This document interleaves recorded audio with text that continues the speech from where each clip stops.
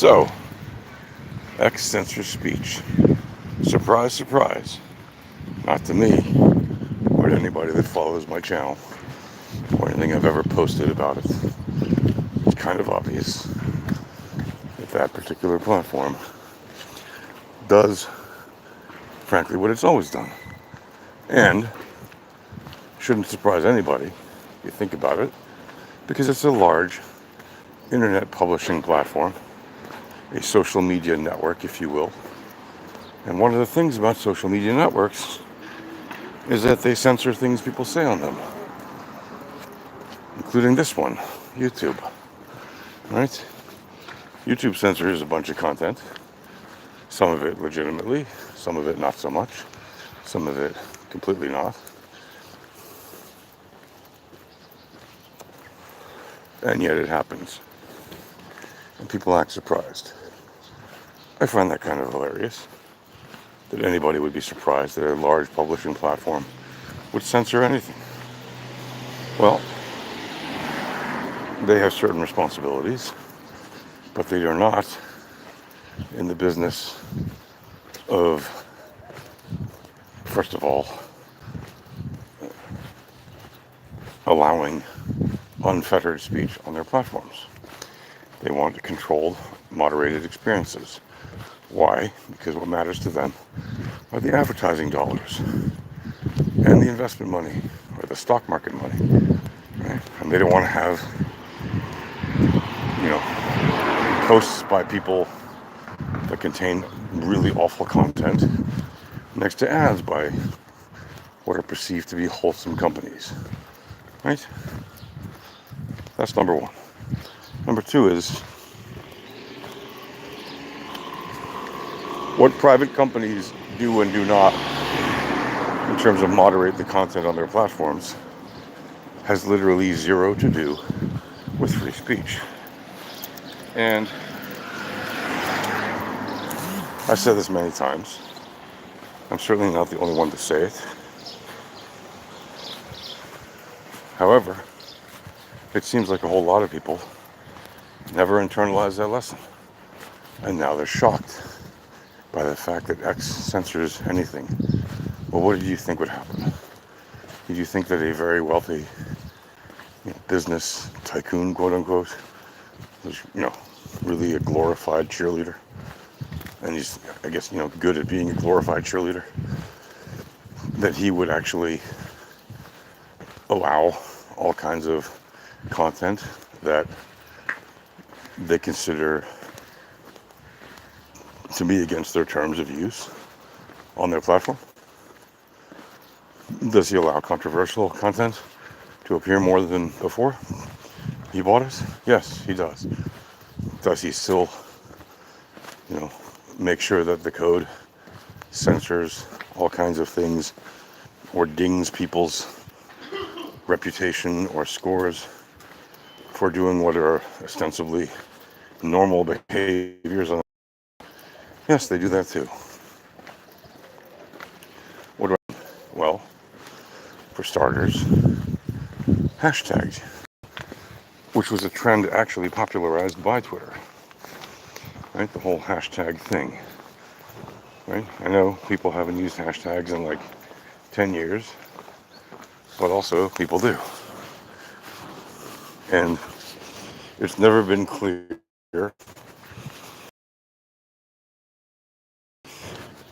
but now it has actually been clarified. And if you go to my X page or Twitter page at Yasha Harari, you'll see for yourself. There's a recent post by somebody who has gone through the X code and has seen and demonstrated that in fact hashtags will harm your Twitter account. How do we know? Well, it's right there in the code. It's undeniable evidence. It is proof that X censors speech and dings you for things like hashtags. What else do they ding you for? Well, if you follow, let's say, 600 people and you're followed by 1,000 people, then that's a good followers to following ratio. However, if you follow more than 600 people and you have 1,000 followers, right? Or if you follow more than 6 people and you have 10 followers, in other words, if your ratio is worse than 6 to 10, followers to following, or following to followers, well, then you get dinged for that as well. Again, it's all visible in the code. What else do they ding you for? Well, they ding you for how many times you actually post replies and original content.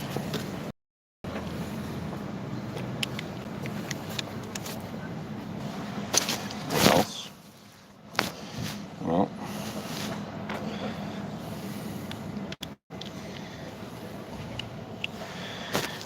if you address certain topics, that as well will get you dinged. It will affect your reputation, as they call it. What else? Well, if you reply to or comments too often in a said period of time, that will also affect you.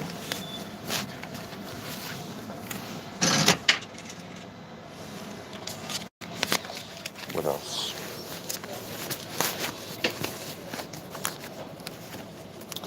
If you look at the code, you'll see that there's no shorter than a list of a dozen topics and flags and other events that typically happen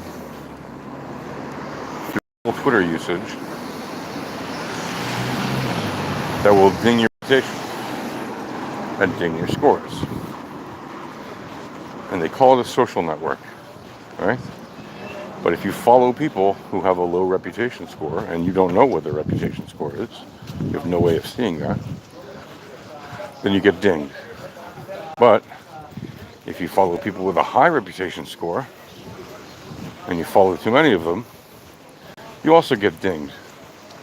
So let's say you use Twitter just to follow the news or authoritative organizations and individuals, and you want to repost things that they post about, and maybe you want to comment on it once in a while. Your reach will be limited. What? Yes.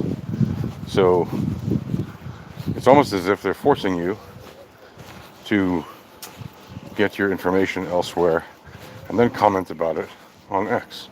Or to have 2 X accounts, one that just follows stuff and has a terrible reputation score, even to be a fake user, right? They want you to have a fake user account or a dead user account that you'd only use to follow everything. And then on your main account, that's where you actually comment and post and retweet things, or things like that. Additionally, if you post links to any site offline, or not offline now, off of X, right, that will ding your score, especially if you post it in the original post. You can post links to external sites in replies to your own post, right, which is silly. So if you want to, for example, post a link to a page that you published or that someone else has published, you actually can't publish it in the original post without dinging your score, which is insane. So much for being the public town square, right? You're supposed to go there and share ideas, share news, etc. But no, you can't if the link to the source is not on X itself. The only way you can do it without dinging your score very much is to post it in a comment, or through your main account, and that'll ding it a little but not a lot. Or to have a second account that goes and posts links externally and that you have to use on a separate VPN, so you have a different IP and everything else, right? So in other words, a fake account or a semi-fake account, and post through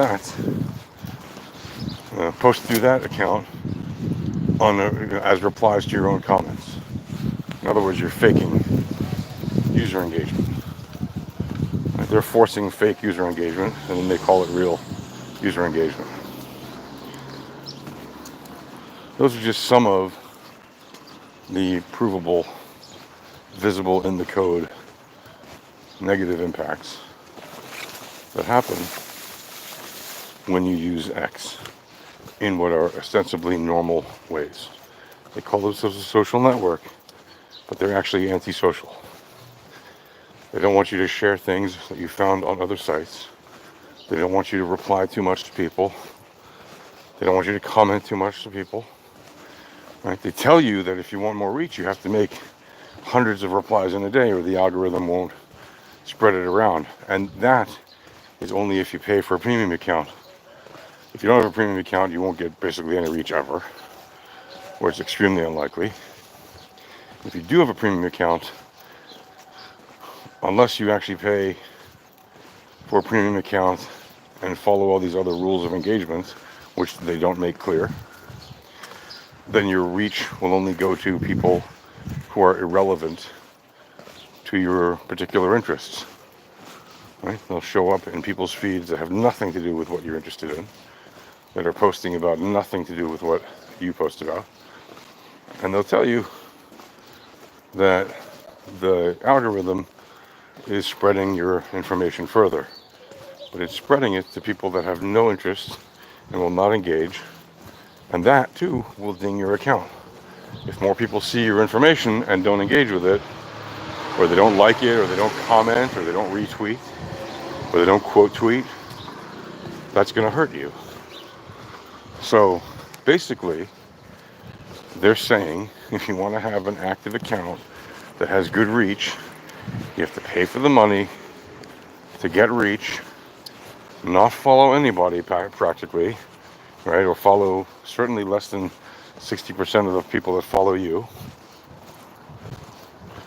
and limit your use, even though they tell you to increase your use when you have a paid account. But you have to limit your use, even though it's increased, which means you have to pump out, they say only a handful of tweets a day, normally. However, they also tell you that if you want to increase your reach with a paid account, you have to be posting hundreds, or, posting or commenting or reading hundreds of tweets a day. Who has time for that?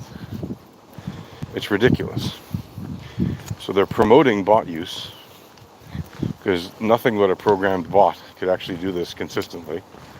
Right? No human is going to possibly read whatever it is, 600 tweets, 300 tweets, 1,000 tweets a day, and comment on them. Right? Because that would mean you have to read through many more, because you're not going to comment on everything you read. And at the same time, they're also telling you that if you do things that are otherwise perfectly normal human behaviors on their platform, they're going to punish you for it. By punish, I mean they're going to harm your reach, harm your reputation score, and all this type of stuff, which again, they do not make available to you what your reputation score is, how it's impacted, or anything like that. That was all only dug up by someone who recently went through all their code, or a lot of it anyway, and went through that particular code that deals with this topic of how they censor and how they ding your scores and how they promote you and everything else. And he posted about it in several wonderful threads. Again, I advise you to go to my Twitter account at Yasha Harari, and you can see for yourself what exactly is being scored when it comes to your usage of Twitter. By the way, the whole debate of whether to call it Twitter or X is a joke at this point, because yes, it is X officially. However, the twitter.com domain still works, because obviously. And Elon Musk himself still calls it Twitter. right? Just in a video I saw a couple days of him speaking within the past week, he himself called it Twitter. So the guy that's been saying, call it X, and change the name, he calls it Twitter. So it's a completely ludicrous thing to say that it's X when it's been branded so well as Twitter. The whole world calls it Twitter. And yes, some people call it X, but a massive amount of people still call it Twitter. What this demonstrates is that the branding effort, or the rebranding effort, was really done very badly. And it was rushed because, like all things Elon Musk, it wasn't well thought out. Right? When he actually comes up with the ideas, usually not very good. Is he a good cheerleader? Yes, he's a good cheerleader. But is he good at planning, branding, and strategic development? The evidence is to the contrary. Does that mean that he can't be good at it? No. But has he demonstrated that he is great at it? No. He's demonstrated the opposite. Anyway, that's all I want to say about that. Is check out my Twitter profile, and you'll see for yourself. You'll see some related posts on there in recent days about what Twitter will ding you for, what they score you for, good and bad. All right, that's it. Happy marketing.